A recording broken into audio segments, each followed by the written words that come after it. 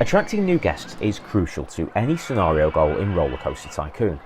Even where it isn't an express goal of the scenario, without guests you won't be able to complete any of your requirements. But what can you do if you're struggling to get more guests to your park? There are some obvious options such as advertising, as well as some more intricate things you can do to get more guests through the door. We'll start with marketing, the easiest and most obvious way to get more guests. Bear with me on this because the long version will take a little explaining. The short version though is marketing is great. The longer version? Well, because there is a degree of probability included in how the game calculates whether a new guest is spawned or not, set out in Dirklink's Reddit guide to guest spawning, the number of new guests you attract isn't an exact figure for each campaign. A number of other factors, which I'll come on to, could also be in effect when you have a marketing campaign running. The percentages I'm about to show are all based on having a park rating of 850 or higher. If your park rating is lower than this, the percentage impact of marketing will be higher, although the actual number of additional new guests generated will remain the same no matter what your park rating. The most effective campaign is the free park entry voucher, which is only available in parks where guests pay to enter.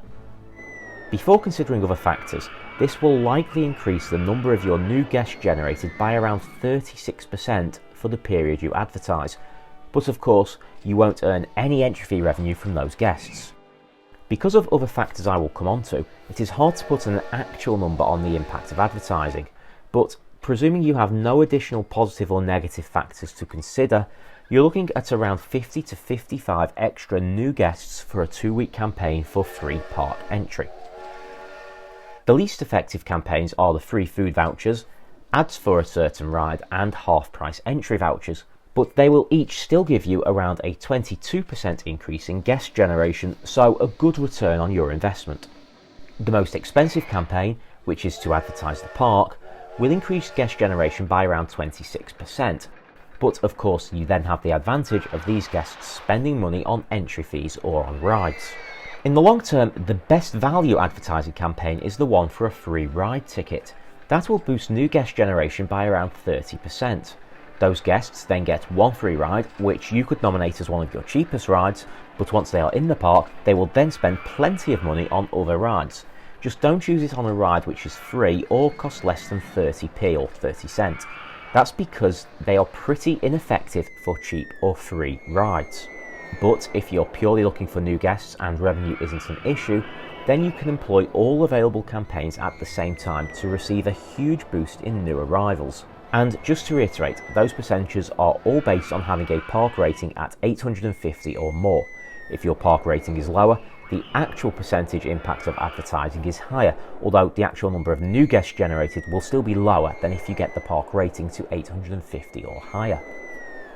And just a reminder that if you start advertising early in your scenario, once guests leave, if advertising is no longer running, you may find a drop off in guest numbers as those attracted by advertising won't respawn as easily. Other than advertising, there are a number of other factors that help generate more guests. The first of these is your park rating. Back to that formula the game employs to decide whether a guest will generate or not. While this is only a probability, on average you should generate around 2 new guests per minute if your park rating is below 200, i.e. you've only just opened a new park with very few rides. That probability increases with your park rating all the way to a park rating of 850, when on average you should generate around 26 guests per minute.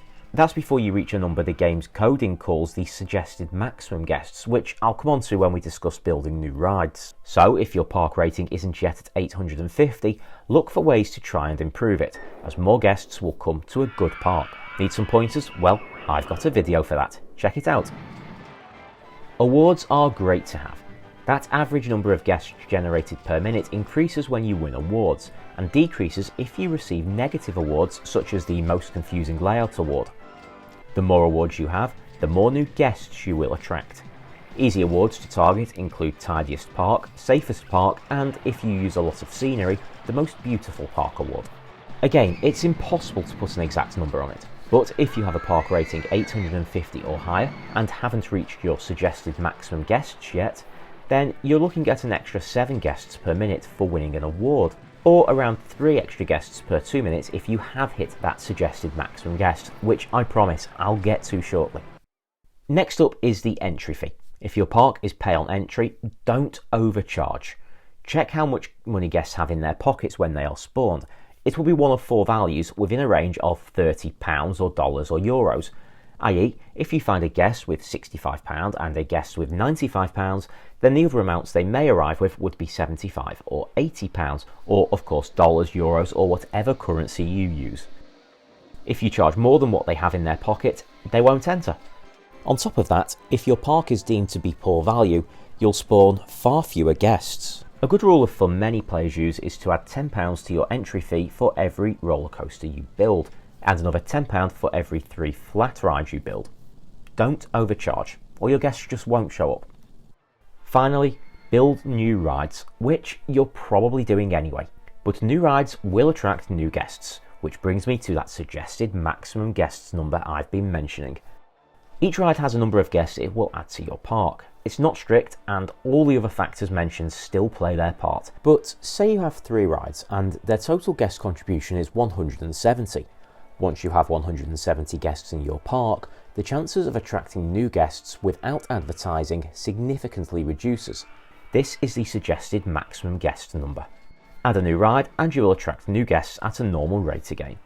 If you are steadily adding new rides during your scenario play, you'll keep increasing this threshold and therefore consistently attracting new guests. But even if you've maxed out on space, the suggested maximum guest number doesn't stop new guests from spawning, it just reduces the rate. So you can still benefit from having a good park rating and winning awards, just not to the same extent as you can if you haven't yet hit your maximum guest number. And advertising isn't restricted by this number at all. So what is the suggested maximum guest cap? Well, each ride has a different number it adds to the cap, but it's all kind of logical. The more rides you have, the bigger the maximum guest number, and the bigger the ride, the more guests it adds to that number. A spiral slide adds 40, a log flume 65. You get 95 for a looping coaster, 105 for a wooden coaster, up to a top value of 120 for a twister coaster or giga coaster. Shops and stalls count too, at 15 guests each. So, in summary, if you want more guests, advertising is king. After that, have a good park, because a good park rating and winning awards will also bring in more guests. Keep a check on your entry fee and keep building new rides. Something like a simple, fairly cheap reverse or powered launch looping coaster will bring in almost 100 new guests for your park. So there you have it. If you're struggling to get more guests into your park in Rollercoaster Tycoon, tackle these 5 areas and you should see an increase on the number of guests in your park soon.